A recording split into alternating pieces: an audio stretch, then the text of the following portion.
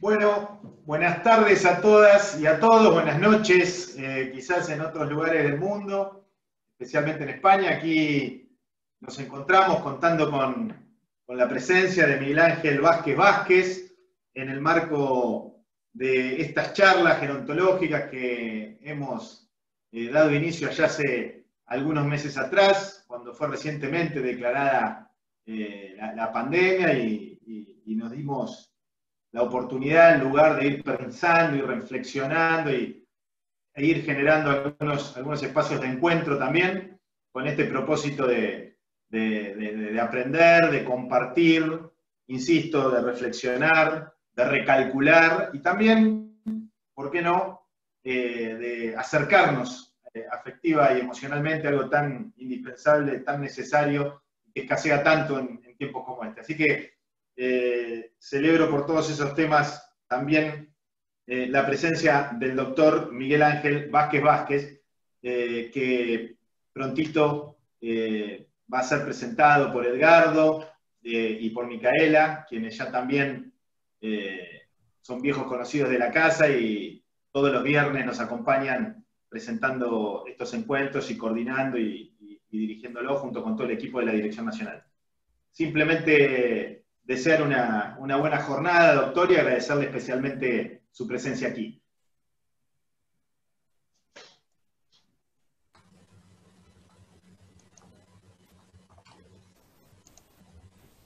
Miguel Ángel. Sí. Bueno, gracias Tomás. Buenas tardes a todos y a todas, buenas noches para Miguel Ángel.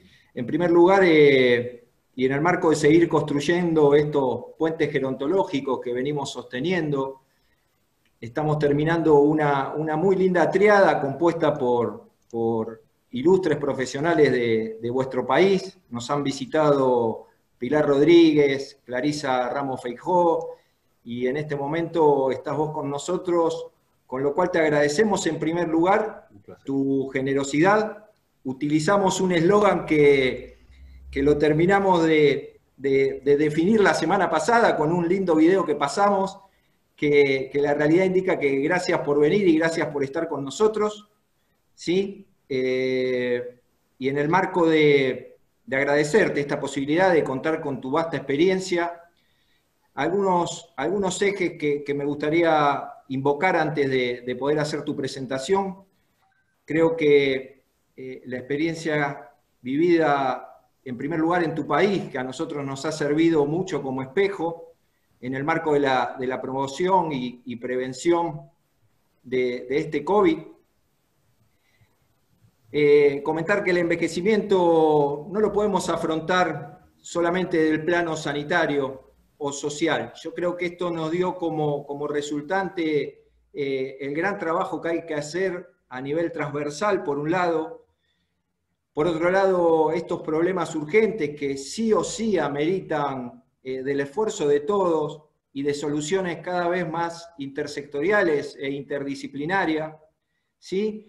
Y también nos lleva a pensar, a reflexionar y quizás a repensar entre todos los actores involucrados qué tipo de modelo de sistema de cuidados vamos a necesitar post pandemia, ¿no?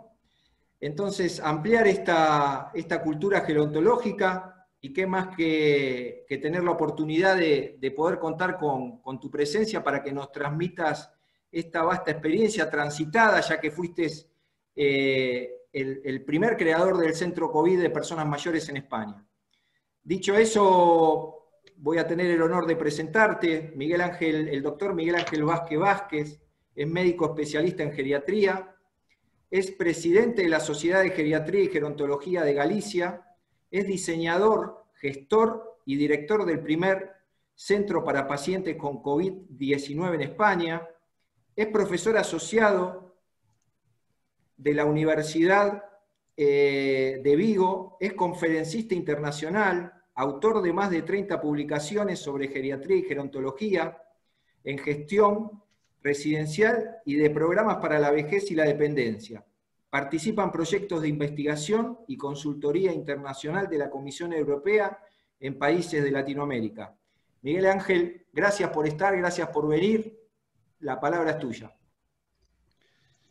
Bueno, muchas gracias a vosotros por esta convocatoria que nos permite, bueno, pues estar aquí disfrutando de esta tarde del viernes. La verdad es que seguramente que estoy delante de la gente más interesada en lo que tiene que ver con esta enfermedad y el mundo residencial, porque un viernes por la tarde, a estas horas, ya a las 4:30, la verdad es que uno tiene siempre mil cosas que hacer, así que muchas gracias a todas y a todos por estar aquí escuchándonos. Bueno, gracias al Ministerio de Desarrollo Social, a las secretarías, especialmente a Tomás y a Edgardo por contar conmigo, que para mí es un placer conectarme con esta tierra que tanto quiero, ¿no? Que es Argentina, a la que visito cada vez que puedo y donde tengo como buen gallego, yo soy gallego de Galicia, como buen gallego, pues familia y sobre todo muchos amigos. Así que, bueno, pues muchas gracias. Como yo supongo que todo el mundo estará, bueno, pues con prisa, yo solo voy a hablar 2 horas. ¿Eran 2 horas, Edgardo? No, no eran 2 horas. Bien, pues 20 minutos, 20 minutos. 20 minutos sobre esto que nos convoca, que tiene que ver, la verdad es que es un tema que todo el mundo, seguramente que todo el mundo, todas y todos los que estáis ahí, bueno, pues estáis ya cansadas y cansados de hablar de la COVID-19. Yo, efectivamente, nosotros hemos tenido la oportunidad, un compañero, José Manuel Pazos y yo, de organizar, de poner en marcha 2 centros de referencia COVID en Galicia para personas mayores que vivían en residencias y que estaban contagiadas por la enfermedad. Nosotros pensamos que era la mejor manera de resolver, entre comillas, una situación compleja, ¿no? Y seguimos pensando que esa es la mejor manera. La verdad es que en España la situación ha sido dramática. El gobierno admite a día de hoy que se han muerto más de 20.000 personas mayores en residencias de personas mayores. Nosotros le llamamos residencias de personas mayores, le llamamos centros geriátricos, pero estamos hablando esencialmente de lo mismo. Son lugares donde viven personas que por una problemática física, psíquica o social, o las 3 juntas, no pueden vivir en otro medio y deciden trasladar su lugar de vida de forma temporal o de forma permanente a un centro donde, bueno, el carácter que tiene es efectivamente una institución, aun cuando el sentido ese gozmaniano de institución no nos guste, finalmente ese lugar donde duermen, donde desayunan, comen, hacen su vida fundamentalmente. Y son atendidos por profesionales pues mal pagados, poco reconocidos, yo creo que ya bien formados, y por equipos, como digo yo siempre, plurimulti, intertransdisciplinarios que tratan de hacerle la vida más fácil a los mayores y también de sentirse útiles, ¿no? Bien, en España se han muerto muchas personas mayores, muchas más de los que dice el gobierno. El gobierno asume 20.000, pero en la práctica el número de fallecidos en residencias en España desde el 15 de marzo al 22 de mayo y unos pocos más desde mayo hasta ahora, se puede cifrar en torno a 34.000 personas. Si uno se imagina un campo donde hay 34.000, ya es difícil imaginarse 34.000 personas. Alguien decía que después de 1.000 muertos ya no mueren personas, ¿no? Si uno se imagina 34.000 muertos en un campo enorme, te cuesta imaginarte esas personas mayores mirándote a los ojos con sus arrugas, sentadas en sus sillas de ruedas, con sus bastones de codo, o simplemente con sus años a la espalda, que depositaron la confianza en nosotros, en las instituciones, en el gobierno, en las empresas privadas con fin de lucro y sin fin de lucro, para ser cuidados, ¿no? Y finalmente, bueno, finalmente han fallecido y han fallecido mal. Además de fallecer, han fallecido mal.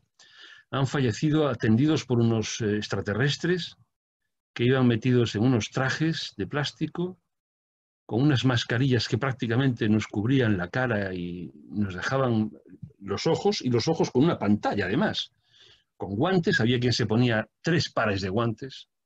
El miedo, el pánico era tremendo en las primeras etapas de la enfermedad. Yo recuerdo, a mí me llamaron, siempre lo cuento, me llamaron un martes a las 9 de la noche porque había que abrir un centro para personas con COVID-19 mayores y el miércoles estaban durmiendo en aquel centro 11 personas. Habíamos conseguido un equipo de gerocultores, habíamos conseguido enfermeras, médicos, habíamos conseguido poco más, enfermeras, médicos y gerocultores. La gente de cocina nos abandonó, desertó, nos dejó asustados por el contagio, ¿no? Y tuvimos que encargar comida sobre ruedas, comida catering.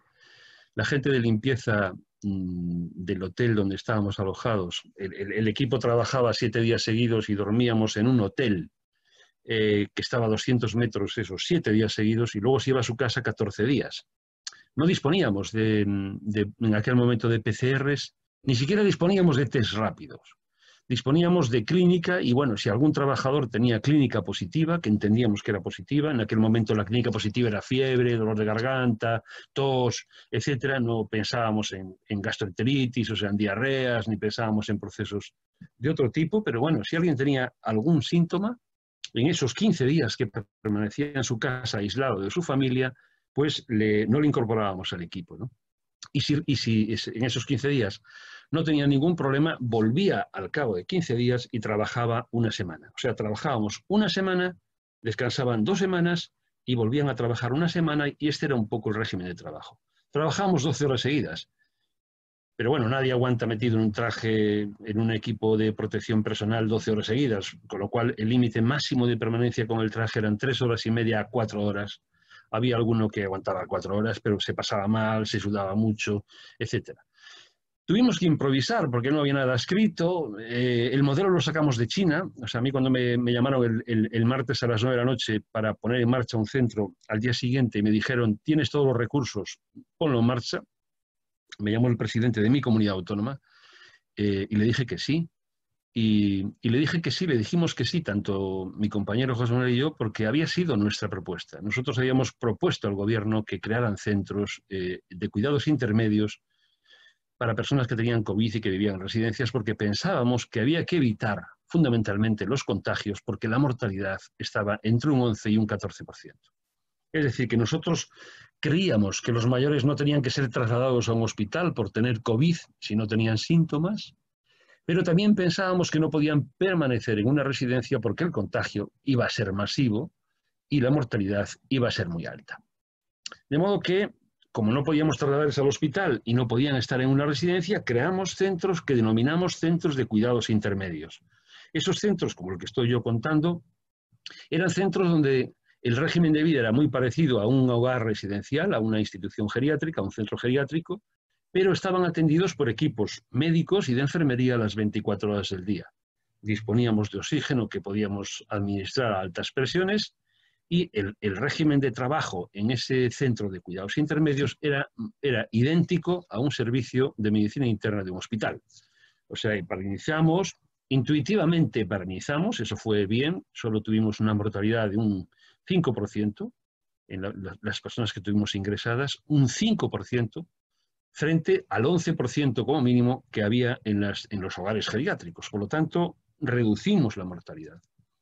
El éxito de los programas que reducen mortalidad siempre es muy difícil porque contamos los muertos, no contamos los vivos, ¿no?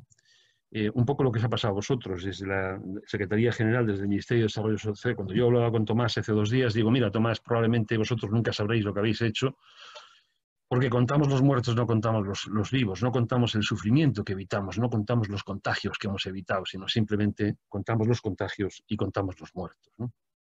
Bien, tuvimos deserciones también del equipo de enfermería. La segunda noche el equipo de enfermería que iba a estar se fue, también asustado, y yo me quedé 2 noches de médico y de enfermero, curiosamente, en aquel centro. No tuvimos ningún contagio. Eso es una fortuna, hemos tenido mucha suerte.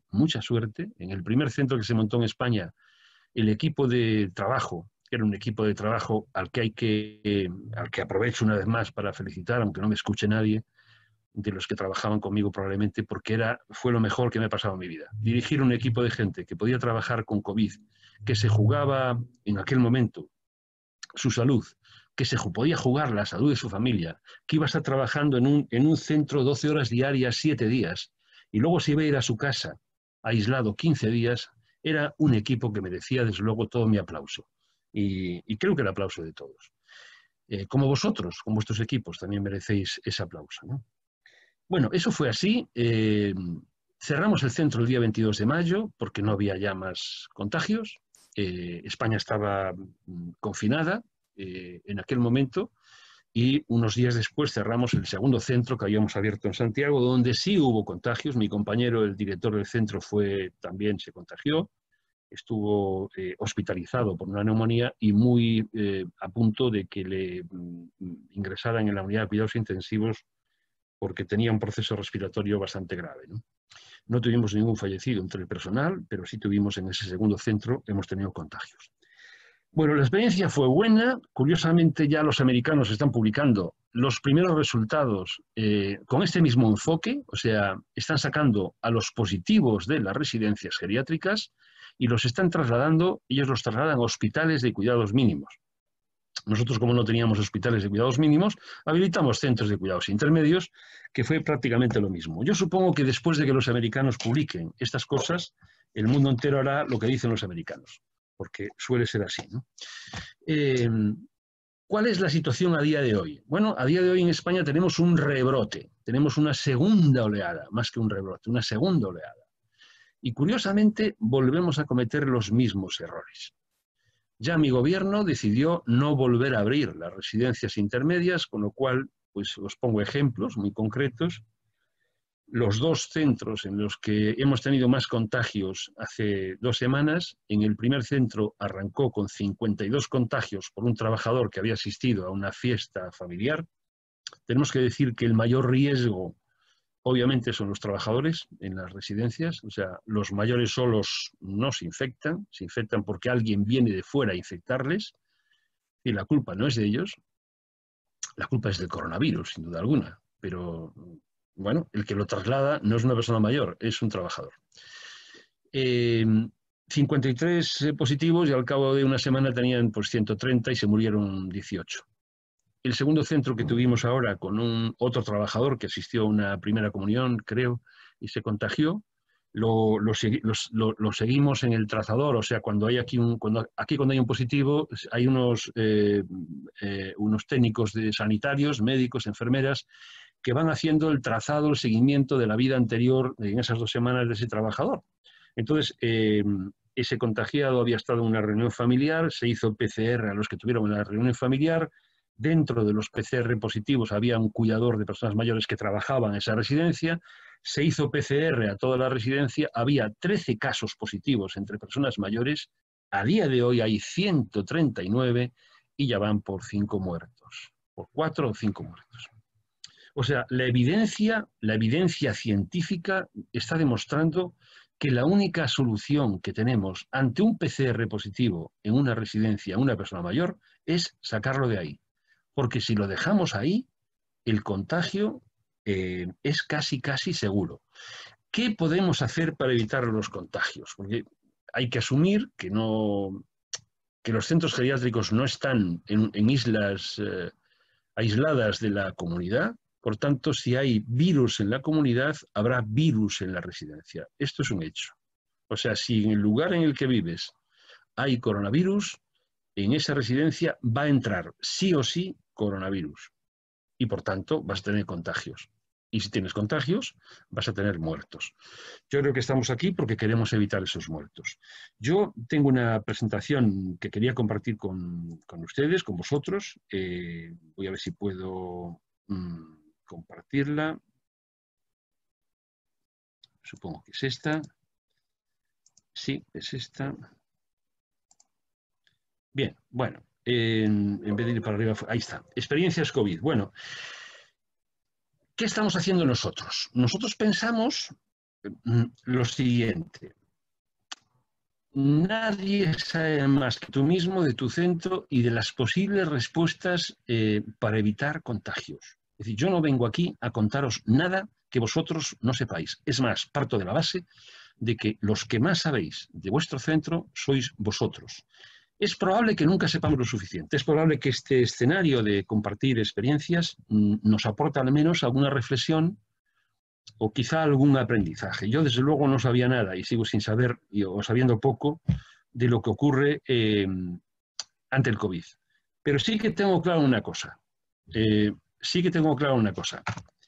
Nadie hace lo que no sabe hacer. Es obvio. Nadie puede hacer lo que no sabe hacer. Y si lo hace por casualidad. Y si lo hace por casualidad, a veces no sale bien. Segunda reflexión. Es más fácil copiar que inventar. Estaréis de acuerdo conmigo en que el que copia y copia bien en el mercado de industrial le llaman benchmarking. O sea, el que copia bien lo hace bien. En el mundo de la investigación y la ciencia decimos que el que copia mucho investiga. O sea, el que copia a varios autores, el que copia a un autor plagia y el que copia a muchos investiga, decía un amigo mío, ¿no? Segunda cuestión que recojo de Gonzalo Berzosa, que es otro buen amigo psicólogo, y dice que entre todos, por mucho que tú sepas, entre todos sabemos más. Por tanto, la segunda reflexión ante una crisis que llega a los centros es que nadie sabe más que nadie. Una de las cosas que ha conseguido esta crisis ha sido democratizar la gestión. Pues antes el director sabía mucho, directora, ordenaba y mandaba. Y ahora en las crisis es el equipo el que toma decisiones. ¿Por qué? Porque hay profesionales que pintaban poco en los centros, como era el personal de limpieza, que se ha vuelto clave en esta crisis, ¿no? El personal de limpieza de repente es tan importante como lo puede ser el médico, como lo puede ser la enfermera o como lo puede ser el cuidador agricultor. ¿Por qué? Porque ellos son los que van a evitar seguramente la transmisión de la enfermedad. Pero el concepto que tiene nuestro personal de limpieza es de limpieza. No es un concepto de asepsia, no es un concepto de higiene sanitaria. O sea, el personal de limpieza entiende que si limpia medianamente bien, el virus se puede ir. Y no, hay que trabajar con concentraciones altas, de 20% de clorito, nosotros le llamamos lejía, no recuerdo cómo le llamáis vosotros, no recuerdo la palabra. Bueno, 20% de concentración, hay que dejar unos minutos que eso haga efecto y luego secar, ¿no? O sea que tiene su historia. Entre todos sabemos más. La cuarta reflexión. Bueno, no estamos preparados para asumir esta crisis, por tanto, formación. Y yo añadiría, después de la formación, cuidado. Estamos en un momento en el que en las residencias hay que mimar a la gente. No hay que cuidarla, hay que mimarla. Pero no, por supuesto, a la persona mayor hay que, bueno, a mí no me gusta la palabra cuidar a la persona mayor, me gusta la palabra apoyar, porque cuidar supone que yo sé más que tú y por tanto, o que yo estoy mejor que tú, que yo tengo el poder y tú eres la otra persona. Y este enfoque del cuidado es un enfoque que coloca al profesional aquí arriba y al otro aquí abajo, y a mí me gusta que estén los dos a la misma altura y preferiblemente que la persona mayor esté incluso más alta. Por eso me gusta la palabra apoyar, porque si yo apoyo, lo importante es el otro, ¿no? Y esto hay que llevarlo a la práctica. Esto no puede ser una cuestión meramente semántica o de debate teórico, no, esto es un tema práctico. O sea, yo tengo que apoyarte a ti y para eso estoy, para apoyarte. Pero yo estaba diciendo que a quien hay que mimar es a los equipos, porque los equipos se la están jugando. Se la están jugando en un contexto difícil, ¿no? Bien, a lo mejor voy muy rápido. Si voy muy rápido, Edgardo, párame un poco, porque quizá los españoles cuando nos ponemos a hablar rápido, me pasa a mí cuando voy a Argentina, cuando habláis rápido vosotros me cuesta entenderos. Vamos bien, Miguel, bueno, vamos bien. Vamos bien, ¿me vas entendiendo? Perfectamente. Bárbaro. Bien, segunda reflexión, no podemos cerrar los centros geriátricos, ni siquiera los centros de día. O sea, es necesario mantener los centros abiertos. ¿Por qué? Porque hay muchas personas mayores que no pueden vivir en otro lugar. O sea, cuando alguien dice, no, en el futuro no habrá residencias de personas mayores, me está contando una historia y está haciendo demagogia. Pero demagogia grave, ¿eh? Las residencias de personas mayores son centros absolutamente necesarios. Absolutamente necesarios. No digo yo que sean el primer recurso. Antes tendremos ayuda a domicilio cuando hay domicilio, ayuda a domicilio, teleasistencia, centros de día, etc. Pero los centros residenciales son tan necesarios que muchas personas que quieren cuidar a sus padres, a sus madres, a sus familiares. No pueden hacerlo pues porque la vida ha cambiado y no voy a entrar en esta cuestión ahora. Por lo tanto, hemos de asumir riesgos. Esto es una necesidad absoluta. Espera que se me fue. Esta no es la presentación que yo quiero poner. ¿Qué pasa aquí?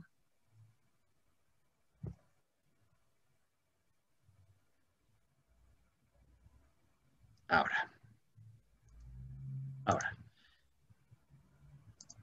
Bien.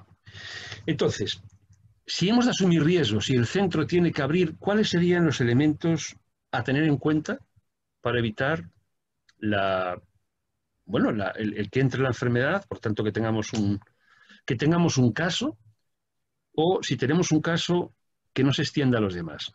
Bueno, nosotros cuando tenemos un caso hablamos de brote, no hablamos de caso, hablamos de brote. Cuando hay un caso en un centro residencial geriátrico o en un centro de día, estamos hablando de un brote, no de un caso. No es una oleada, pero es un brote. ¿Y cuáles son los elementos claves? Esos 6 que veis ahí. Las familias. Voy a empezar por los más fáciles. Las familias. Probablemente en los centros públicos las familias son menos importantes, por así decirlo. No es la palabra importante. Tienen menos peso, menos presencia en lo público que en lo privado. ¿Por qué? Porque en los centros públicos ingresa gente que no tiene recursos, que no tiene familia a veces, ¿no? Y que por tanto, o la familia está lejos y no puede preocuparse de ellos o no puede atenderlos. En los centros privados la familia es un elemento clave, suele ser incluso cliente, ¿no? Tenemos que blindar los centros.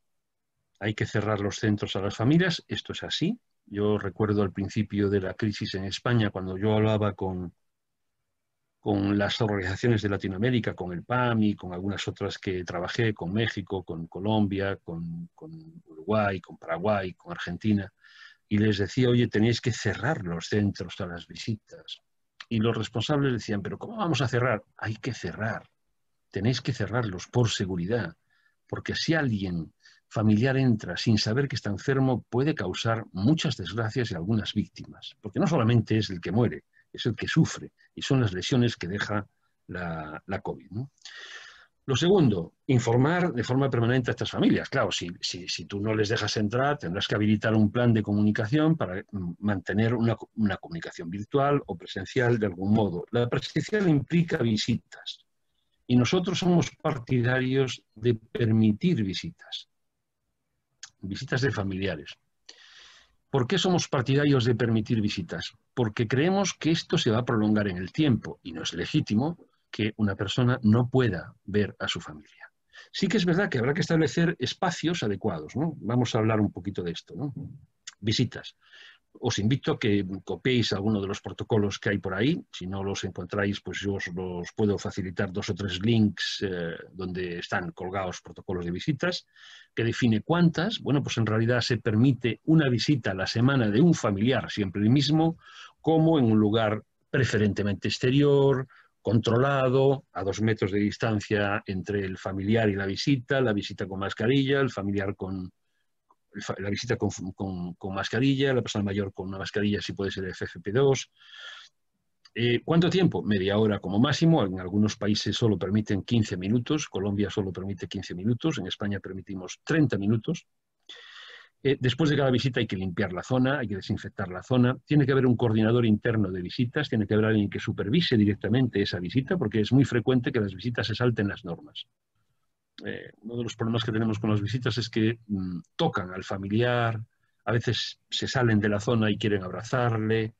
Bueno, a veces lo hace el propio mayor porque no tiene capacidad cognitiva, con lo cual requiere un cierto compromiso de los familiares, requiere un proceso educativo previo, instructivo previo, y requiere esfuerzo porque hay que destinar a una persona a controlar esa zona y a limpiar esa zona. También permitimos visitas dentro de la residencia en situaciones muy excepcionales, como pueden ser, bueno, pues las situaciones de final de la vida. En fin, no me gusta hablar de paliativos, prefiero hablar de situaciones de gravedad o de final de la vida. En ese caso se le pone el equipo de protección a la visita, se le pone una mascarilla quirúrgica, se le pone una pantalla, se le pone un gorro, se le ponen unos guantes y se le pone un traje. Aquí tenéis algunos...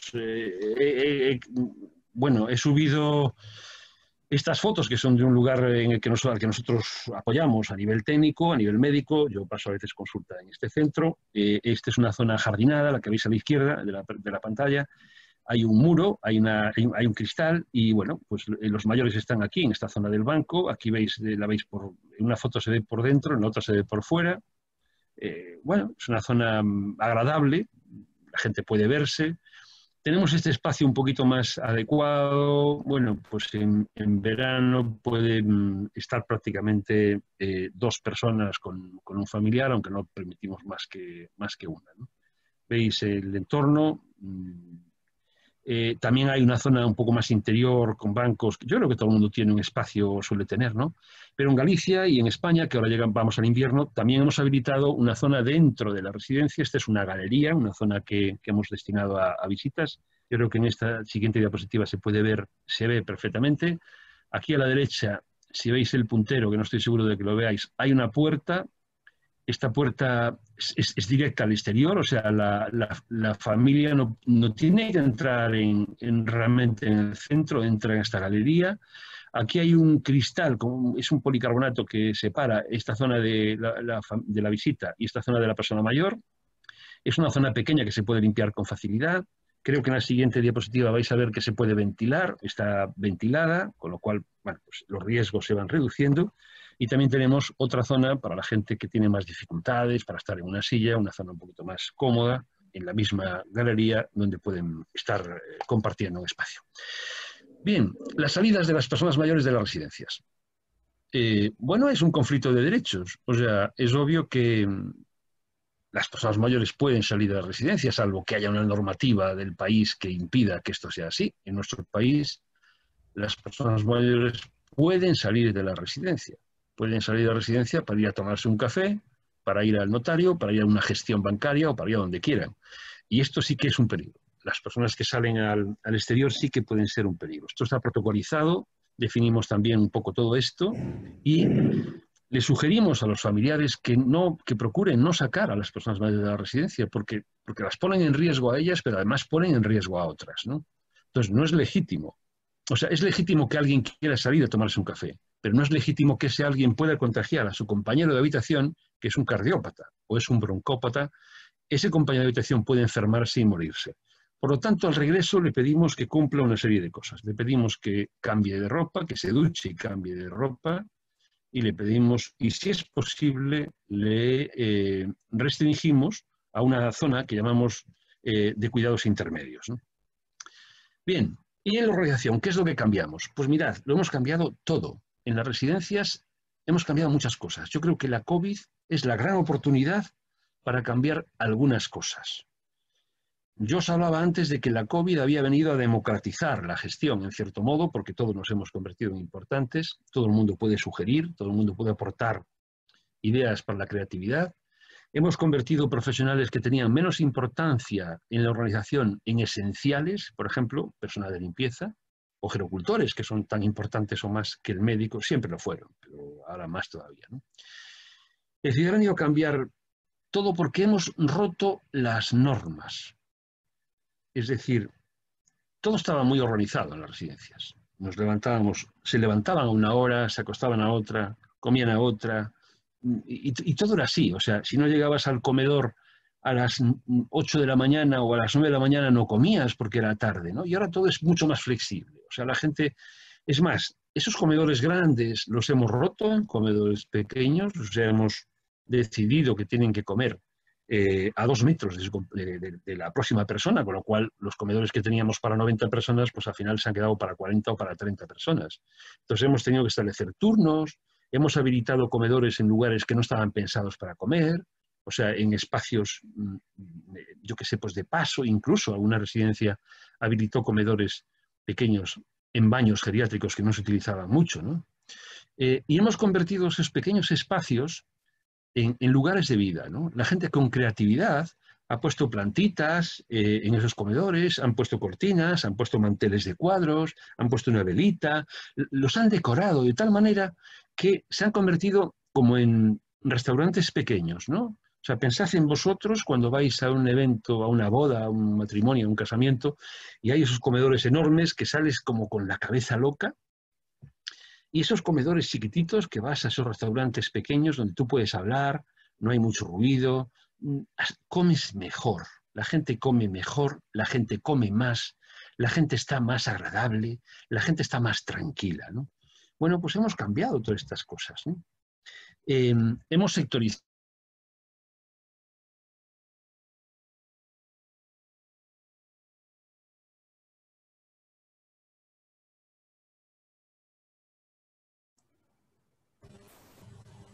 Miguel.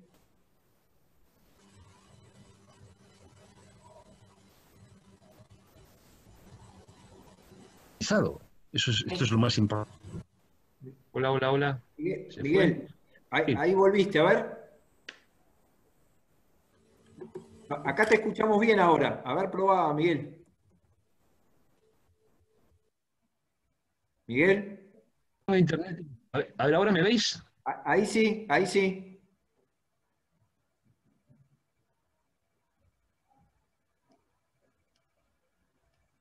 Vale, esta es la... ¿Hola? Ahí sí, ahí te escuchamos bien. Esto que veis aquí es el virus, ¿eh? Bueno. Seguramente.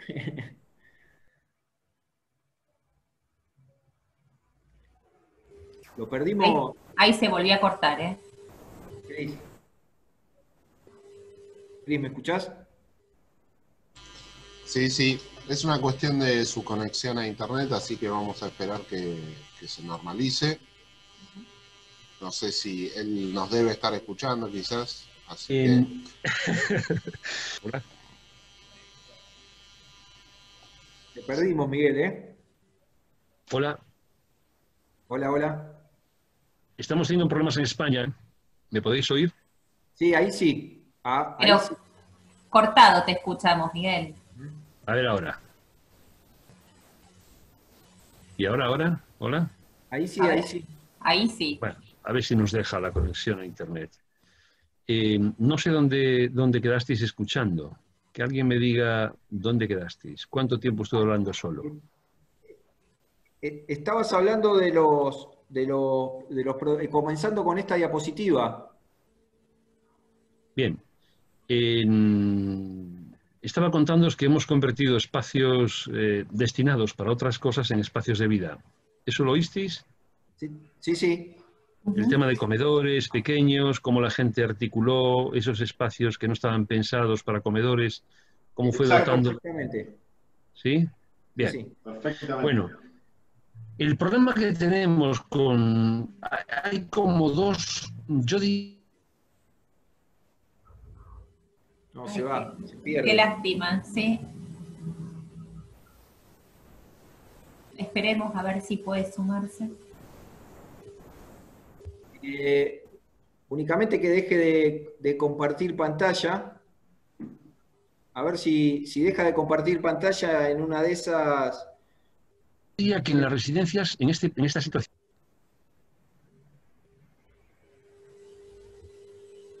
Miguel, ¿me escuchás? Yo os veo. Sí, yo os veo perfectamente. Yo creo que si en una de esas dejás de compartir pantalla, quizás tengamos mejor conexión. ¿Querés que intentemos así? Sí. ¿Me estáis viendo? Sí. Ahora sí. Y te estamos escuchando también, ¿eh? Bueno, me veis y me escucháis. Bueno, yo os estaba contando que la sectorización es una de las grandes claves para evitar los contagios en residencias. ¿Sí? Y que a mi modo de ver, esa sectorización tiene inconvenientes. Tiene ventajas, como las que acabo de citar, la creatividad, la creación de espacios que estaban pensados para otra cosa, reconvertidos en espacios de vida. Y hay como dos perfiles de usuarios. Los que se han adaptado muy bien, incluso con trastornos neurocognitivos, y los que permanentemente están quejándose de que esta crisis no les va bien. Bueno, tenemos algunos inconvenientes, tenemos más trastornos neuropsíquicos, tenemos más caídas, tenemos que utilizar más neurolépticos, tenemos que ser más creativos en la aplicación de programas y de actividades, ¿no? Pero la crisis, como digo, o sea, la pandemia se va a quedar. Otro punto de conflicto, digamos, en la prevención de situaciones de COVID en residencia son las salidas por cuestiones de salud.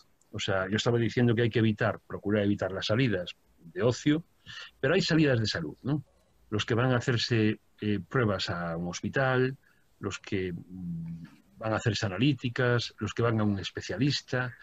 Tenemos que tratar de que la gente salga lo menos posible. Lo menos posible. Utilizar la telemedicina, que además va muy bien, la consulta telefónica, la consulta mediante imágenes, aplazar algunas cirugías que no son urgentes, pero lo cierto es que cuando una persona se va a un centro de salud, vuelve en situación de riesgo para ella y de riesgo para otros. Nosotros, cuando alguien permanece en urgencias o ingresa en el hospital, le dejamos en situación de aislamiento. Si ingresa en el hospital, exigimos que al regreso traiga una PCR negativa del mismo día o de 48 horas. Y aún así le dejamos 5 días en aislamiento. O sea, con PCR negativo lo dejamos 5 días. ¿Por qué 5 días? Porque sabemos que a veces las PCR se hacen en ese periodo ventana, que son 4 días, según la literatura científica, y entonces después del 5.º día le repetimos la PCR, y como a veces no podemos repetir PCR, pues le dejamos en aislamiento 4 o 5 días, 5 días como mínimo, estoy diciéndolo mal, 5 días como mínimo, y si no tiene síntomas, entonces ya le incorporamos a la planta o a la zona normal, ¿no? La otra área clave, hemos hablado de familias, hemos hablado de usuarios, vamos a hablar de profesionales. Los profesionales son el elemento de mayor riesgo en la residencia en este momento. O sea, las personas que trabajan en residencias viven y como tal salen a la calle, toman transportes públicos, están con su familia, están con sus amigos, participan en eventos sociales, entierros, comuniones, bodas, bautizos, etcétera, y se van a tomar copas. O sea, al final, y tienen derecho a hacerlo. Y claro que tienen derecho a hacerlo. Se van de vacaciones. Nosotros le hacemos PCR a todos los trabajadores nuevos que incorporamos en la residencia. Es decir, un contrato nuevo de un trabajador tiene que traer una PCR negativa. Pero también hacemos PCR a los que se van de vacaciones. Cuando vuelven le hacemos una PCR. No le podemos hacer PCR a los que se van de fin de semana. No tenemos esos recursos. Nos gustaría, pero no tenemos ese recurso. Entonces, a los que se van de fin de semana les hacemos un cuestionario epidemiológico. La gente, cuando viene a trabajar todos los días, le pasamos un cuestionario epidemiológico. No le medimos la temperatura, ¿eh? Antes lo hacíamos con un lector a distancia, ahora no lo hacemos. Le hacemos un cuestionario epidemiológico en la que le pedimos que nos informe si ha tenido fiebre, dolor de cabeza, tos, si ha convivido con un COVID, etcétera, ¿no? Bueno, hay como un seguimiento diario, como una encuesta epidemiológica, ¿no? Y hemos hecho con todos los trabajadores un contrato legal en el que ellos se obligan a mantener determinadas actitudes higiénicas y a informar un poco de esta situación. Pero también hacemos un contrato ético. El contrato ético no es un contrato firmado, es un contrato entre tú y yo. O sea, yo creo que los cuidadores de personas mayores saben perfectamente que si se contagian pueden matar a otra persona. Lo que le pedimos es que lo tengan en cuenta, nada más. Si alguien tiene un evento familiar inevitable y tiene que ir a una boda, a un bautizo o lo que sea, le pedimos que nos lo diga y procuramos que trabaje en una zona de menor riesgo de contagio, si es posible, ¿no? Es cierto que hay algunos trazadores ya en el mercado, hay algunas aplicaciones informáticas, incluso gratuitas, apps, que te permiten, tú llevas tu teléfono celular, activas la Bluetooth, o sea, bajas la aplicación, activas la Bluetooth y controla a otras personas que también tienen la aplicación y que están a menos de 1,5 metros de ti. De tal manera que si tú tienes un contagio y no lo sabías, en las 2 semanas anteriores podemos saber cerca de quién has estado trabajando, ¿no? Procuramos, eso sí, que cada trabajador trabaje con muy poca gente. O sea, la sectorización implica esto, ¿no? Que un trabajador trabaje con un número determinado de personas. Yo iba en el compartir pantalla a poneros pues alguna... para que veáis que es muy sencillo, ¿eh? O sea, tampoco tiene... Creo que lo veis aquí en esta diapositiva. no tiene mucha historia, es una encuesta epidemiológica en la que le preguntamos cosas como las que veis aquí, si tuvo falta de olfato, si ha estado alguna persona COVID, si tiene alguna sospecha, etc. Y en la institución, mirad, siempre en las instituciones cuando hay crisis nos empeñamos en buscar culpables. O sea, hay COVID en una residencia, se muere alguien, la culpa la tiene el director, la culpa la tiene el que hay poco personal, la culpa la tiene que es una residencia privada. Todo esto es mentira. O sea, cuando el coronavirus entra en una institución, la culpa no la tiene ni el director, ni el trabajador que entra asintomático. Raramente esto es así. La culpa la tiene la enfermedad. Pero tenemos que asumir que la pandemia está generando más costes de gestión. Nosotros calculamos, yo en el trabajo que hago como consultor, estimo que aproximadamente por cada 100 plazas, la COVID ha supuesto un gasto en España de unos 100 y algo mil euros, es decir, unos 100.000 dólares. Podríamos decir que en las residencias de 50 plazas, la COVID ha supuesto un gasto añadido de 50.000 dólares.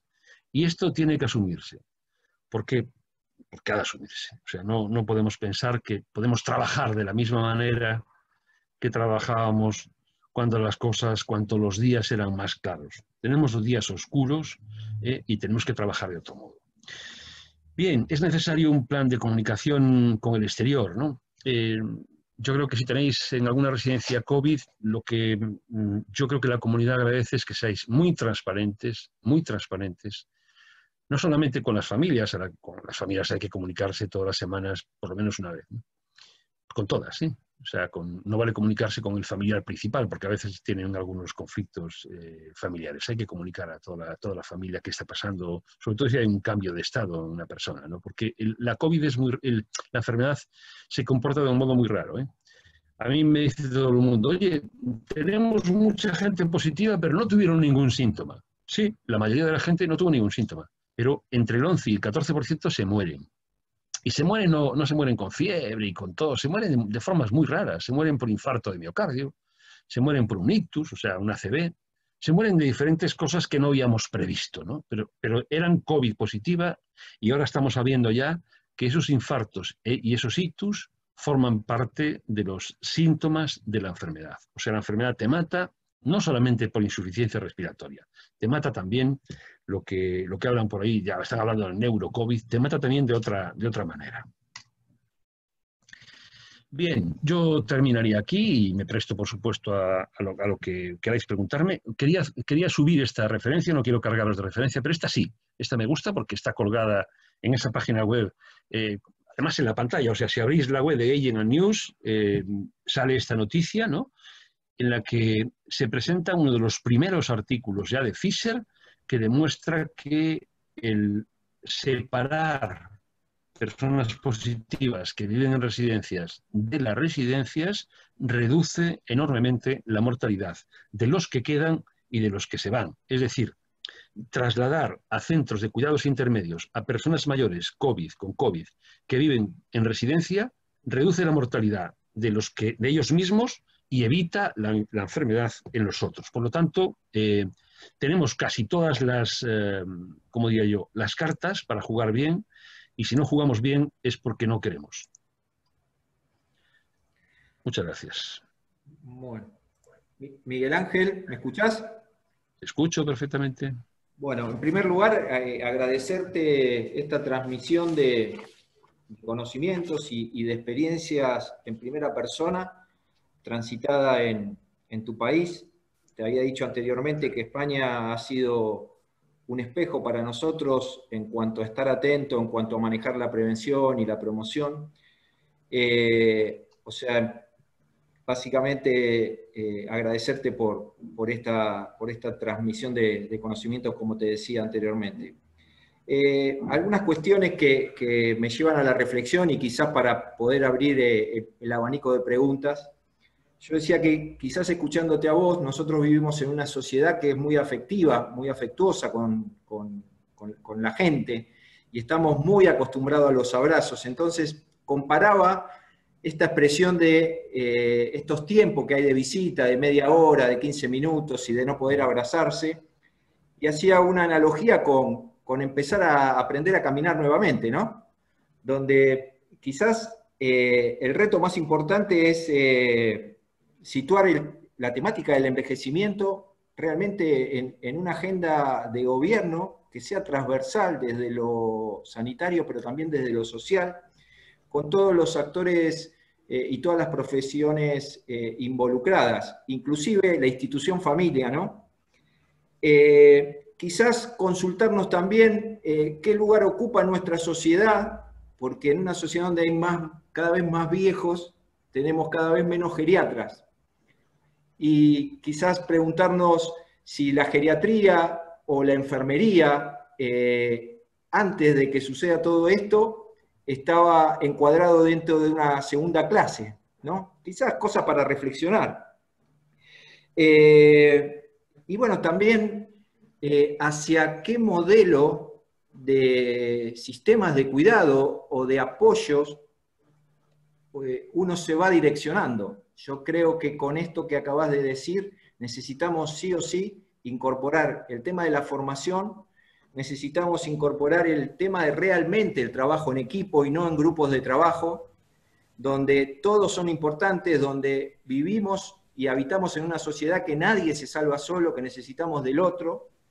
Digo, cosas que nos han dejado como aprendizaje. Y el tema de la ética profesional, ¿sí? Te están escuchando en casi 200 participantes que tenemos en este grupo, muchos de los directores, está la coordinadora de nuestras residencias, y hay muchos de nuestros directores que seguramente tienen muchísimo que contar y muchísimo que transmitir y comparar y solicitarte este intercambio. Yo no sé si está Lu Bataglia ahí en línea o alguno de los chicos que dirigen, que me parece que está bueno que si quieren abrir el abanico de consulta o de preguntas, que ustedes también lo viven en primera persona, ¿no? Muchas gracias, Edgardo. Yo creo que comparto lo que dices, ¿no? Estoy viendo el chat y en el chat hay un montón de gente, veo incluso que está ahí gente de México, del Colegio de Geriatras de Nuevo León, la doctora Marta Valdivia, quien saludo especialmente porque tuve con ella también al principio de julio una charla. Yo creo que planteaste 3 o 4 cuestiones importantes. ¿La geriatría era de segundo nivel y pasa a estar de moda? Sí, sí. La cuestión es si esta moda es buena o mala. Un amigo mío dice que es bueno que hablen de ti aunque sea mal, ¿no? Bueno, yo creo que están hablando mal de las residencias, en general.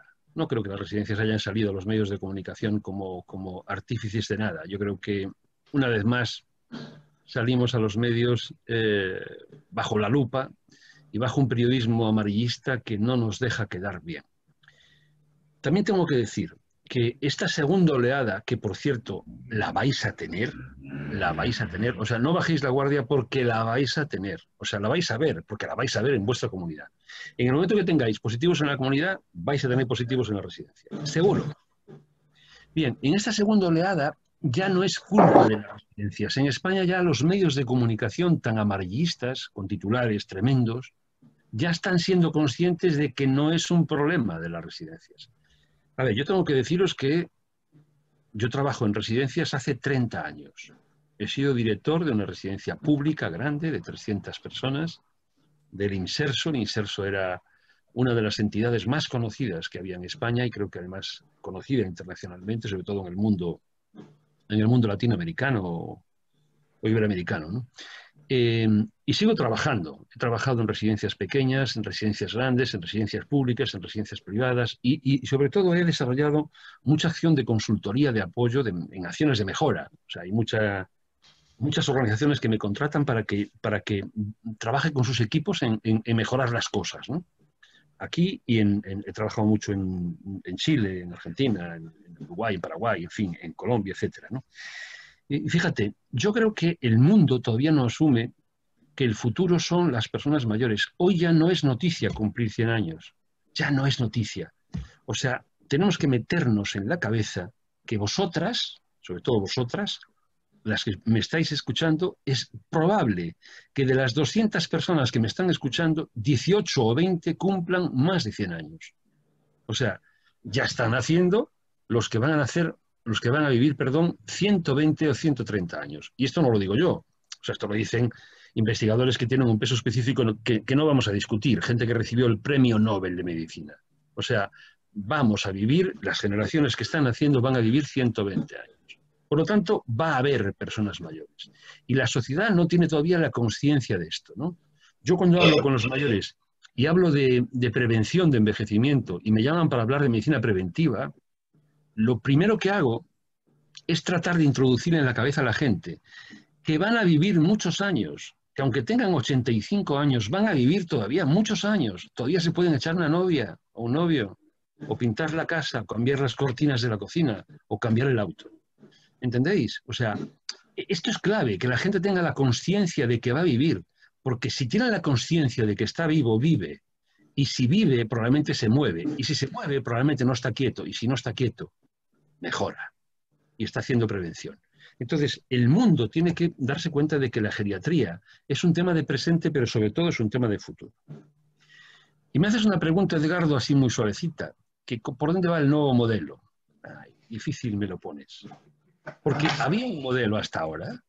La pregunta es, ¿teníamos un modelo? Probablemente no. Había residencias... la gente cuando habla de atención centrada a la persona, a ver, vale, o sea, bien, yo lo comparto. Tenemos que cambiar la forma de trabajar. Es una metodología, ¿eh? La ACP, que a mí no me gusta la palabra atención, yo me peleo mucho con Maite, con Teresa Martínez, con Pilar Rodríguez, y ya lo están asumiendo también. Ella está hablando de apoyo y no hablando de atención, porque la palabra atención es muy de... ¿A quién le pongo atención? Le pongo atención al torpe, le pongo atención al niño, le pongo atención al que no sabe.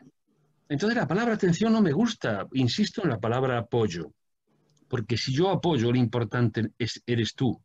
Yo estoy para apoyarte. Dime cómo quieres que te apoye. Dime lo que te gusta, porque si no, no puedo hacerlo. Si yo no puedo, es que yo estoy para apoyar lo que te gusta, no lo que me gusta a mí. Si yo cuido, yo soy el que determino qué es lo que hago.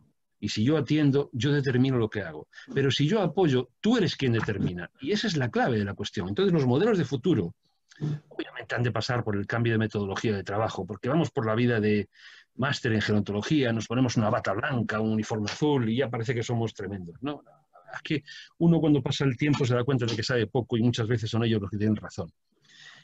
¿Qué modelo de futuro? ¿Residencia grande, residencia pequeña? Yo creo que este es otro debate. A mí me gustan los lugares pequeños, porque en los lugares pequeños nos conocemos todos. En los lugares pequeños la gente sabe cuáles son mis costumbres, cuáles son mis valores, cuáles son mis manías, entre comillas, mis preferencias, mis gustos. Por eso me gustan los lugares pequeños. Tienen que ser instituciones donde todo el mundo vamos vestidos de la misma manera y la vajilla y la cubertería y la cristalería es la misma. Pues no, probablemente no. O sea, esto no es importante, ¿no? Tenemos que cambiar las cosas para que los mayores se sientan en espacios mucho más ecológicos. Tenemos que desarrollar residencias que se parezcan mucho a tus lugares de vida, ¿no? Pero tenemos sobre todo que cuidar mucho a los profesionales. O sea, si le seguimos pagando lo que le estamos pagando al personal de atención directa, no vamos a tener buenos profesionales. Y creedme, no consiste en tener equipos multitrans maravillosos, que son los que más cobran además, ¿eh? No, consiste en tener una dirección bien formada, un director o directora bien formado y un equipo de gerocultores o de atención directa o de cuidadores o como queramos llamarle, muy bien formados, muy reconocidos por la sociedad y bien pagados, porque la forma de reconocer la sociedad es pagándote. O sea, está bien que te aplaudan, pero a mí que me paguen. ¿Por qué? Porque con el dinero que me dan yo hago lo que me da la gana, ¿vale? Esta es la cuestión, o sea, es que admiramos mucho a los sanitarios. Bueno, ¿y cuánto cobran? No, hombre, no. Si al final hoy cobra más un señor que vende cualquier cosa que una persona que está cuidando a tu padre. Si tú quieres que tu padre esté bien cuidado, págale al que lo cuida, hombre. Si no, ¿cómo le va a cuidar? ¿En qué estamos? Dejémonos de sociedades hipócritas. Por lo tanto, tenemos que empezar a decir las cosas claras. ¿Qué ocurre? Que molesta. O sea, si tú vas diciendo, mira, probablemente sobren los equipos multitrans. No lo van a entender. Te van a decir, oye, Miguel Ángel, que tú eres médico. Sí, y yo creo que los médicos no hacen falta en las residencias, lo que hace en España. Lo que hace falta es que los sistemas públicos de salud den cobertura a las residencias. Eso sí, porque es injusto que una persona que ha pagado al médico toda la vida y vive en su casa, por ejemplo, una persona mayor en España que vive en su casa tiene el médico gratuito. Pero una persona mayor que vive en una residencia privada tiene que pagar el médico, porque el médico público no le va a ver. Pues hombre, no me parece justo. ¿Entendéis? Yo creo que tenemos que generar una coordinación sociosanitaria mucho mayor. Entonces, residencias pequeñas, profesionales formados, directores y directoras muy bien formados, reconocimiento social, coordinación sociosanitaria y espacios lo más parecido a tu casa, donde tú mandes. Porque en tu casa tú eres el rey y en la residencia el rey es alguien de verde, una mascarilla que te dice levántese, siéntese, vamos al baño, vamos a comer, vamos a vestirnos. Y tú le acabas diciendo, mira, el que va a vestirse soy yo, el que va a comer soy yo, y el que va a ducharse soy yo, y ahora no me apetece.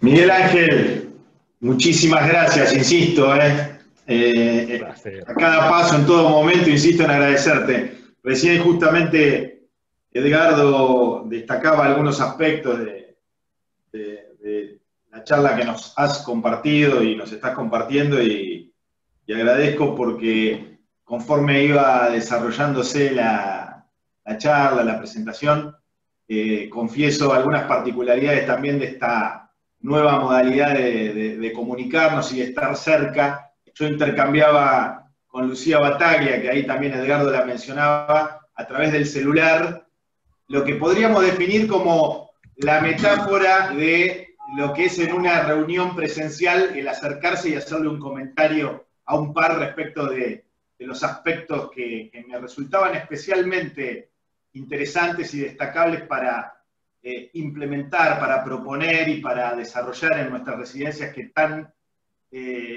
interesadas están todas y todos los que integramos las residencias, de lograr en una perspectiva que no prescinda de todos los cuidados y de todos los recaudos que indican los protocolos en materia de bioseguridad, darle a la concepción integral en materia de derechos y de salud también una solución de continuidad en un estado de cosas que se sostiene y que con las mejores expectativas pensábamos que era de un plazo más corto el proceso de aislamiento, de resolución y de crisis en materia sanitaria, y la verdad es que transmitiéndonos la experiencia que están viviendo allí, incluso tendríamos que estar atentos a un eventual rebrote, un eventual resurgimiento en algún momento. Entonces, yo le planteaba a Lucía, intercambiábamos, porque la posibilidad de tomar incluso de la experiencia que nos has compartido, el reacondicionamiento de los espacios y el generar condiciones que hagan viable el vínculo afectivo, incluso que es tan importante en materia sanitaria, que tanto saben, incluso especialmente los médicos, que si estamos tristes nos inmunodeprimimos, ¿no? O sea, para decirlo claramente, yo sociólogo me animo a hablar de estos temas ahora después de haber transitado estos meses, ¿no? Pero, y es hoy día uno de los grandes flagelos que estamos transitando en las residencias de larga estadía, como le llamamos aquí, de nuestra dirección nacional y de todos los rincones de la Argentina, ¿no? Te quería agradecer y también te quería proponer, no sé si están todas y todos de acuerdo, que abramos los micrófonos para que quien quisiera, si están interesados, nos hagan una pregunta en vivo, como nos gusta hacer en este espacio, también descontracturando un poco el dispositivo tan riguroso de estar cada uno de nosotros en una fotito, en una pantalla, ¿no?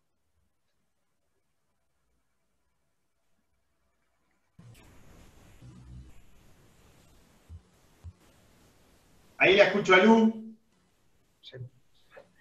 Bueno, primero agradecer profundamente a Miguel Ángel Vázquez Vázquez, porque plena generosidad desde la transmisión que nos hizo y desde la humanamente, la postura, ¿no? La humanidad y la humildad.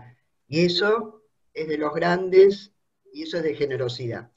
Así que primero un agradecimiento muy grande, muy grande. Gracias, porque la verdad que a nosotros nos viene excelente, muy bien, porque esto también es acompañamiento y no sentirnos solos.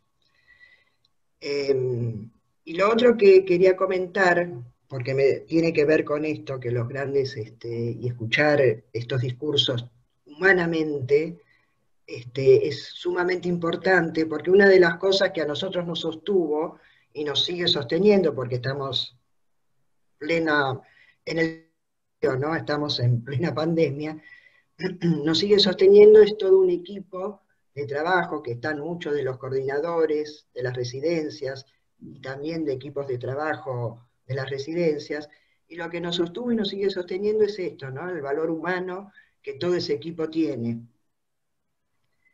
Y la verdad que con fracasos y aciertos y con muchas dudas siempre, y con muchas reflexiones conjuntas, desde el director que conduce desde ese lugar, y desde cada uno que está en la trinchera y está en las residencias. La verdad que esto es, más allá de que todo el tiempo, tratando de formarnos, porque nos agarró con un saber desconocido.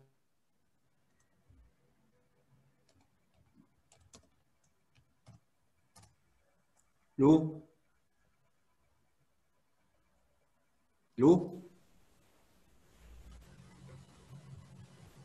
Un discurso de mensaje que además de saber humano, y yo creo que en estos tiempos es importante. Agradezco profundamente.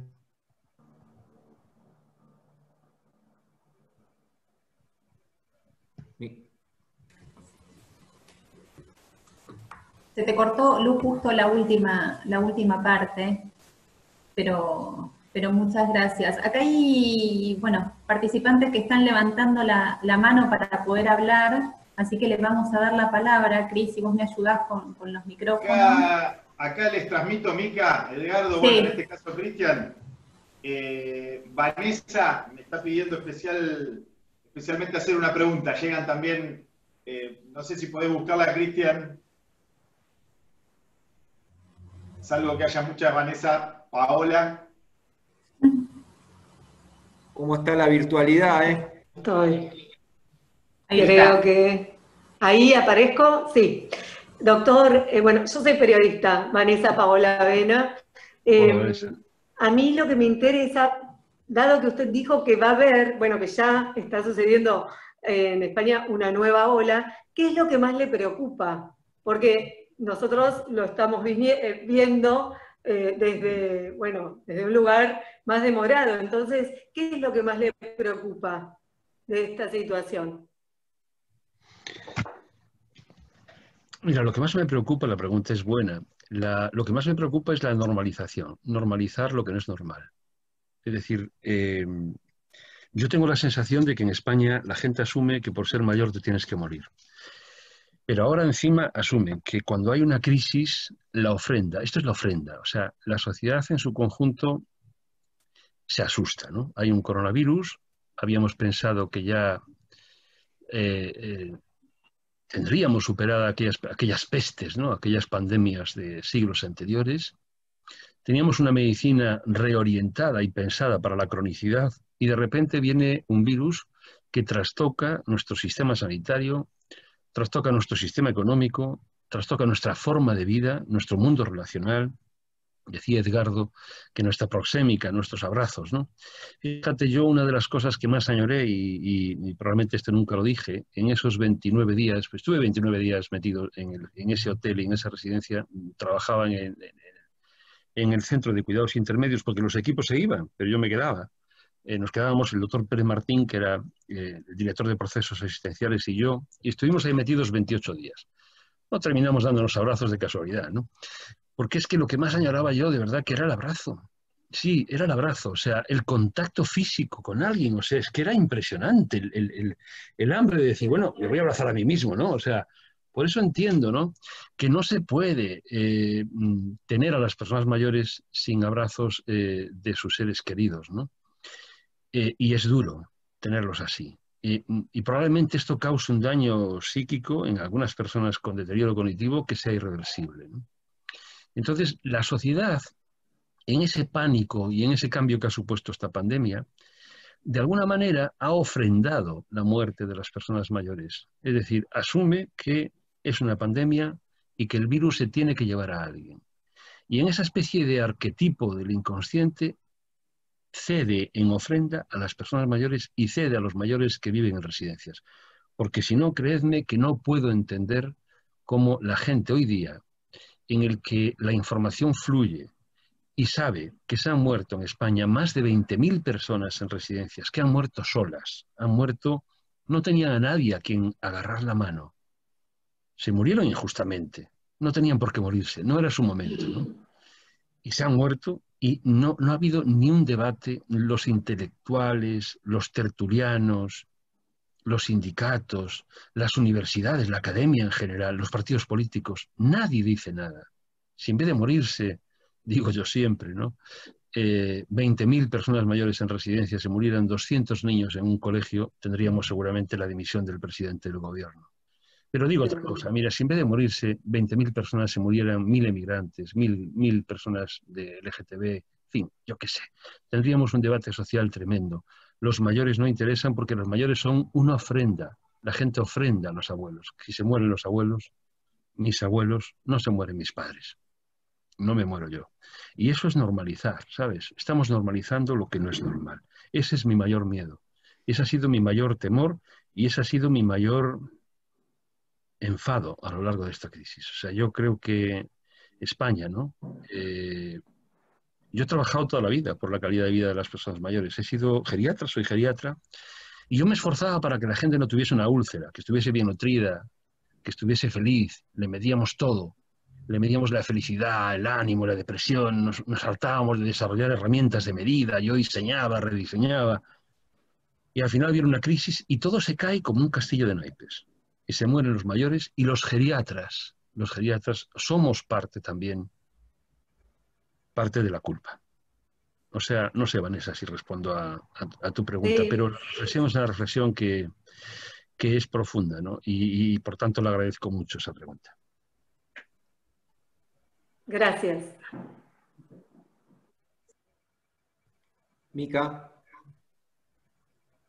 ¿tenés alguna pregunta? Rosa Campos quería hacer una pregunta, que levantó la mano. Sí, acá estamos.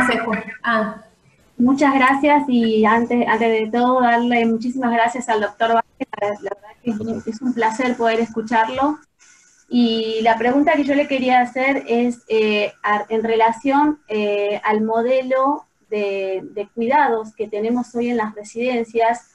Mi pregunta tiene que ver con un cambio de paradigma también en este modelo de cuidados en las residencias, ¿no? Si entendemos que la persona mayor, donde mejor está, donde es el rey o la reina, es en su domicilio, ¿por qué no también, pensar en un nuevo modelo de apoyo, de acompañamiento y de cuidados desde el domicilio, potenciando al máximo posible los cuidados en domicilio, pero también que desde las residencias, tanto desde los centros de día como desde las residencias de larga estadía, se acompañe este proceso como un servicio adicional, ¿sí? Tratando de favorecer el mayor tiempo posible de la persona mayor dentro de su domicilio.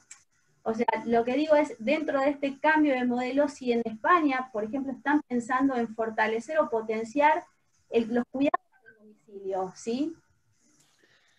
Sí, muchas gracias. Bueno, a ver, a estas alturas de la tarde, que ya va a ser las 5 o las 6 menos 20, el que tengo que agradecer soy yo, porque que estéis ahí escuchando un viernes, de verdad que es para agradecer.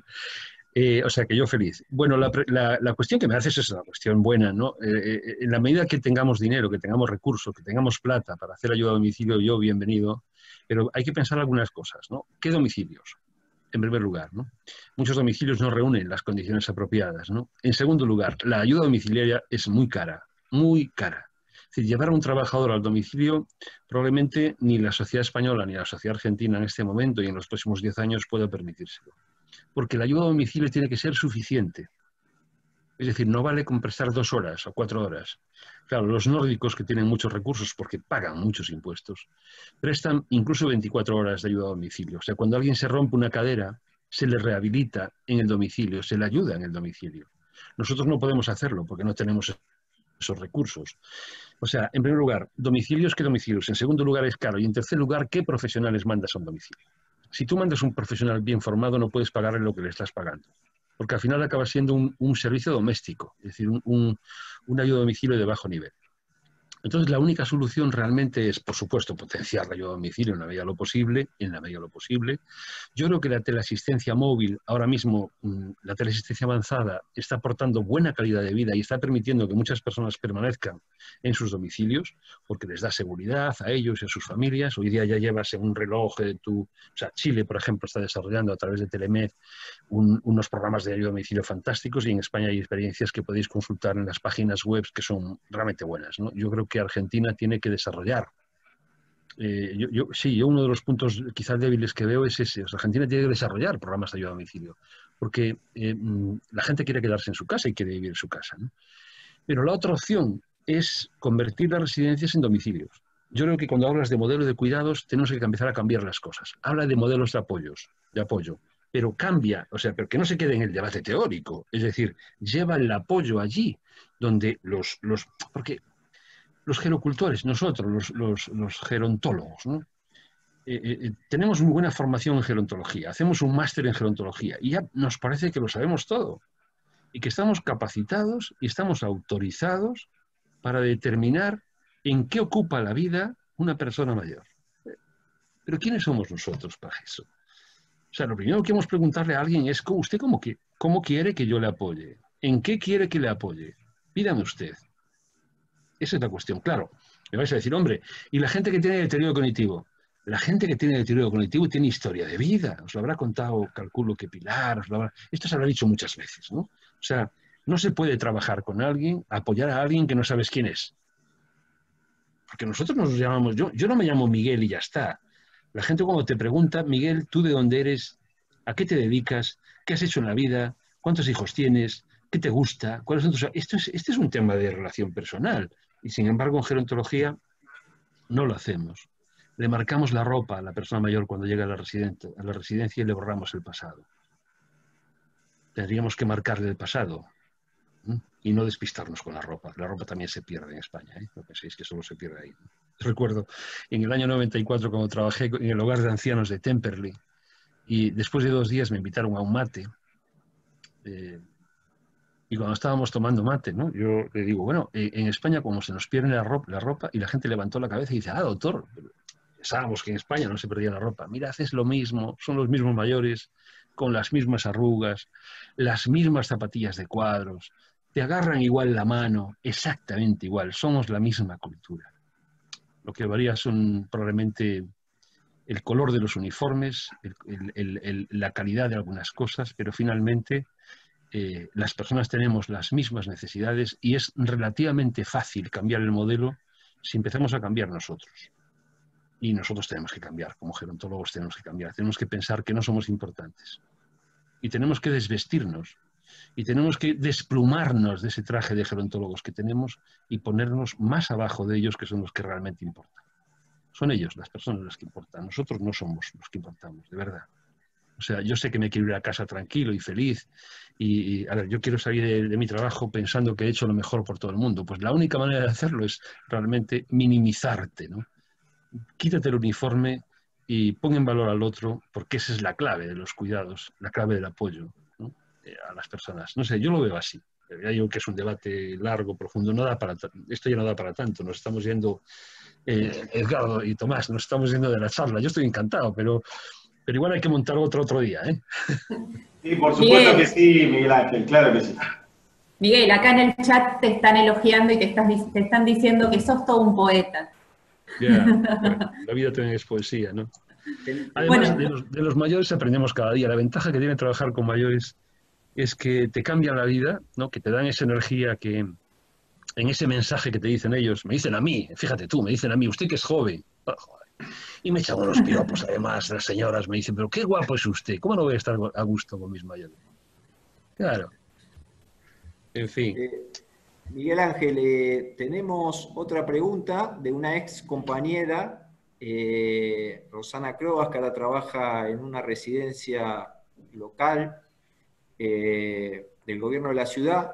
Cristian, a ver si la podés localizar de ahí a Rosana. ¿Y qué dice la pregunta? Ya conecta contigo. Ya tiene habilitado el micrófono, Rosana.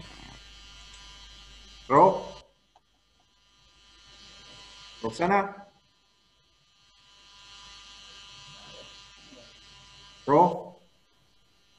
¿Nos escuchás, Ro? Yo no la veo a Ro, ¿eh? Bueno, no sé si tenés alguna otra, Mica. Hay acá otra participante que está levantando la mano hace tiempo, pero no tenemos el nombre, dice Samsung Galaxy S8. La voy a desactivar. Qué nombre tan exótico.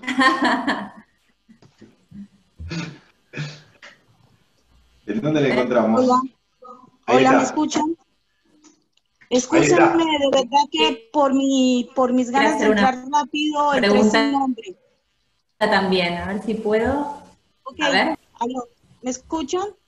Sí. Soy Alexa, escúchenme, no pude entrar con nombre porque con mis ganas de entrar rápido entré por otro lado.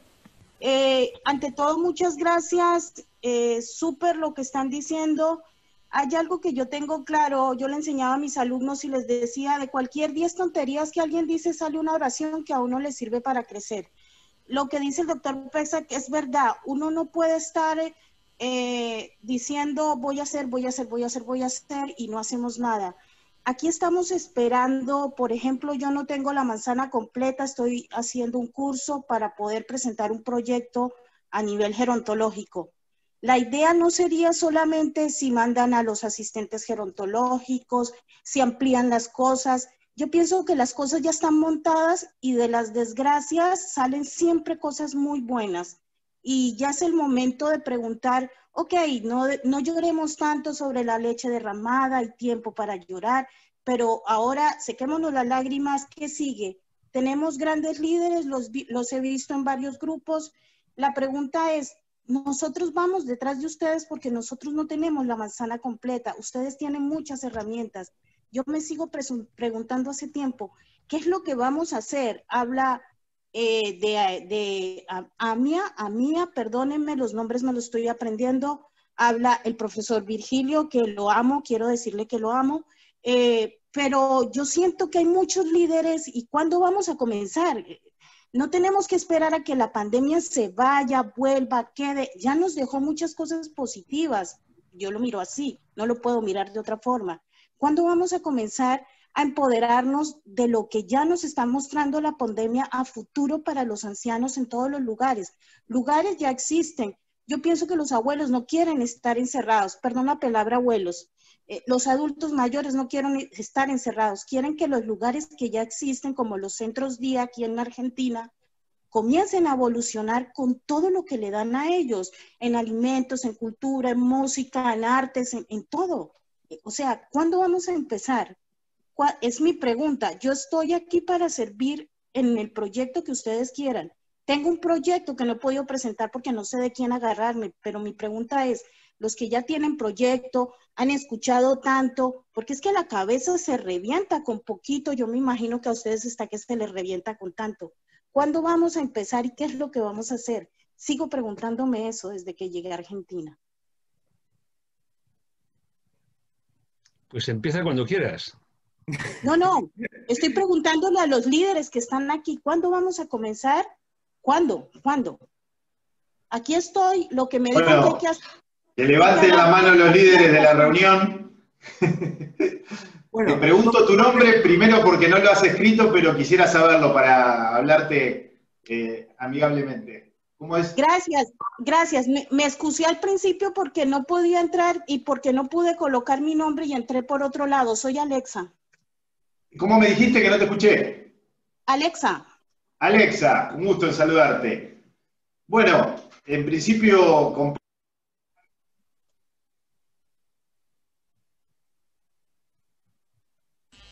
Estás muteado. Tomás, tu micrófono está desactivado. Ahí está. Ahora sí. Te decía, Alexa, en principio me parece un interesante exhorto, un interesante planteo. Entiendo concretamente que, como lo señalaba Miguel Ángel, con mucha simpatía y amabilidad también, cada uno empieza cuanto antes, empieza cuando pueda, empieza cuando quiera. Pero entiendo también que hay distintos niveles de responsabilidad, distintos niveles de conducción, distintos niveles de organización institucional, y que claramente, Alexa, tu planteo, tu pregunta también es un exhorto en el sentido positivo, ¿no? Un reclamo y una propuesta a la acción. Sinceramente, en mi modesta condición de persona, independientemente del cargo que ocupo como director nacional, entiendo que hemos empezado, que estos encuentros también son empezar, son aprender, son transitar, y que incluso tu participación aquí con nosotros también es una buena manera de que empecemos todos ahora contigo también aquí, planteando esta clara propuesta motivadora. Yo me animo, digamos, con toda modestia, pero también con todo compromiso, a señalar que todos los días empezamos algo nuevo, básicamente en este proceso de permanente aprendizaje. Recién lo decía sin temor a quedar expuesto, para decirlo de alguna manera, en mi condición de director nacional, que hablaba con Lucía, nuestra coordinadora de residencias, y junto con ella, con todas y todos los directores de la residencia, pero también con todo el equipo que integra la dirección nacional, intercambiaba aprendizajes que estábamos en este momento recibiendo, y es aprender y es empezar, por ejemplo, en esta etapa, sin lugar a dudas, hacer particular hincapié en estos aspectos especialmente vinculados con lo emocional, con lo afectivo, con lo vincular, que bien decía hace unos minutitos atrás cuando tomé otra intervención, realmente en un contexto de emergencia, por la inmediatez que exigen las respuestas en la emergencia, muchas veces uno, incluso con falsas expectativas, presume que rápidamente podríamos volver a un estado de cosas preliminar. Entiendo que estamos accionando, que estamos actuando, incluso, lo digo también sin temor a equivocarme, el estado de situación en el mundo y especialmente también en la Argentina es dramático, pero que todas las experiencias que hemos podido recibir a partir de los intercambios y a partir de la dedicación que le hemos dado a escuchar, a atender y aprender, nos está permitiendo transitar en este momento en la Argentina un estado de cosas que en las residencias de larga estadía, tanto del sector público como del sector privado, los resultados siempre duros, siempre dramáticos, porque estamos hablando, como decía el doctor, de contar menos muertes, pero estamos hablando siempre de seres queridos que no están. La verdad es que a los fines estadísticos, como se hace muchas veces en contextos como este, nos encontramos en escenarios mucho menos desfavorables de lo que hubiésemos esperado, por lo que veíamos en otros países. Y concretamente creo que eso también es caminar y empezar juntos, ¿no? Desde luego, Alexa, que también admito y acepto la imposibilidad de tomar todos los proyectos en simultáneo, pero por supuesto que aprovechando este encuentro, te propongo que nos digas de qué modo podemos contactarnos contigo para que nos mandes tu proyecto también, ¿no? Porque esa es la idea, ¿no? Pero me tomé el atrevimiento de dar respuesta a esto porque para mí estamos todo el tiempo comprendiendo, aprendiendo y empezando de alguna manera algo que nos enseña esta experiencia para la que nadie estaba preparado, hay que decirlo también. Mica, creo que recuperamos a Roxana. A ver, Cristian, si la podés... Está sin audio, Ro, ¿eh? No, pero recién reactivó, ¿eh? Sí, por eso. Perdón, está con el audio abierto. A ver, Ro. Te escuchamos. Ah. No te escuchamos, Ro. Bueno, fue el segundo intento. Yo creo que para ir redondeando, son casi las 11 de la noche allá en España. Miguel Ángel debe estar... no, aún me da tiempo a cenar. Voy a cenar ahora, me están esperando. Después de toda el endulce en los oídos que le hicieron, una pregunta más y cerramos, no sé qué le parece. Cuando queráis. ¿Hay alguna pregunta? Bueno, Tomás, ¿querés ir cerrando? Dejadme que salude, voy a saludar como en televisión, ¿no? Oye, dejadme que salude. ¿Cómo no? No, quiero saludar a todos los que una vez más, a todos los que están escuchando. Yo veo el chat, hay mucha gente escuchando y agradeciendo, hay mucha gente conocida, por ahí está Lía, está Silvia, que acaba de incorporarse, está Aidea ahí en Córdoba, está la compañera de México.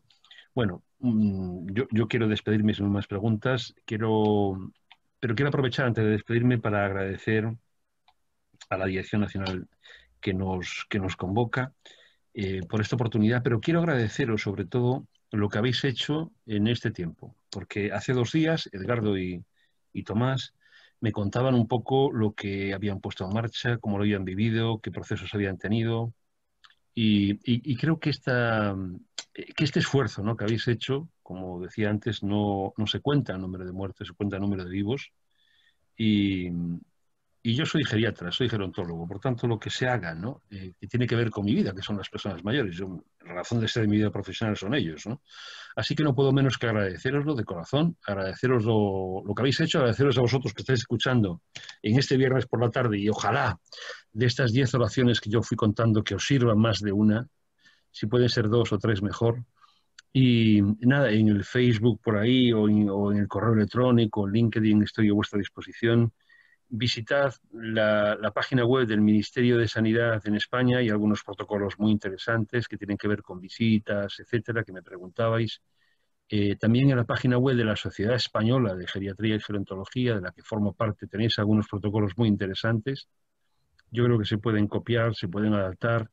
Si queréis páginas web un poquito más avanzadas, bueno, en Estados Unidos hay 2 o 3 grupos de trabajo de COVID en residencias, que podéis también bajar algunos protocolos. Los ingleses también han tenido serios problemas y tienen también protocolos. O sea, hay mucho escrito, muchísimo escrito, y yo comparto lo que decía Edgardo, asumo la reflexión de Alesa de que hay que avanzar, hay que moverse. Si puede ser dentro de 5 minutos o mañana, mejor. Pero siempre uno espera que sea el otro, ¿no?, el que tome la iniciativa. Tomarla vosotros, ir cambiando las cosas, ir empezando a reflexionar en grupo sobre lo que tiene que ver con conceptos clave en la atención a personas mayores, que van de la atención al apoyo, y haciendo pequeños los centros grandes. O sea, yo dirigía un centro de 300 personas y estuve 3 años trabajando lo que llamamos la sectorización cuando no había coronavirus.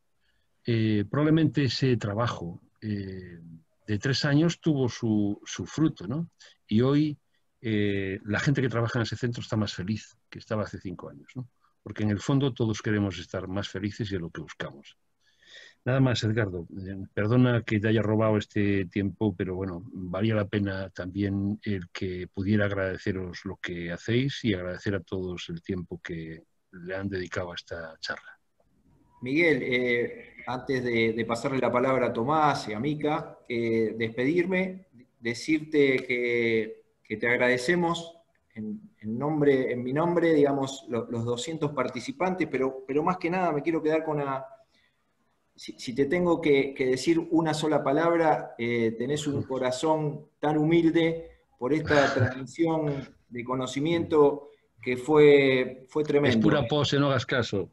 No, y me quedo con algo que dijiste vos, que hablaba del cuidado y del apoyo, pero que había que mimar a la gente. Y creo que cada uno de los que estamos escuchándote, hoy nos has mimado a todos.